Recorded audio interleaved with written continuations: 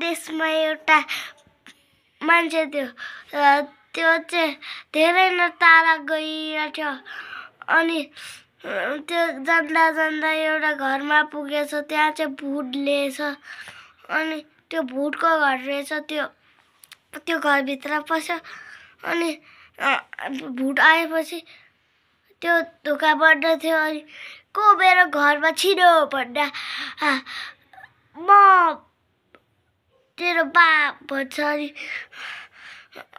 अनि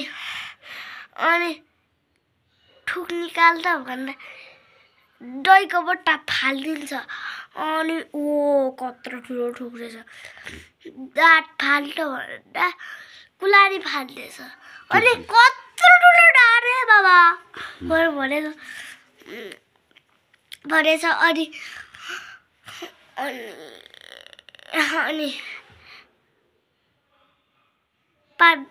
पाडे त भन्दा एउटा ग्यास बम ल्याएछ अनि पुरै गराएछ अनि एउटा मान्छे त्यो भूत चाहिँ टरेछ। तपाईँहरूले कस्तो लाग्यो यो कथा? धन्यवाद। यो सुन्नेलाई सुनको मलाई यो कथा भइकन जाला।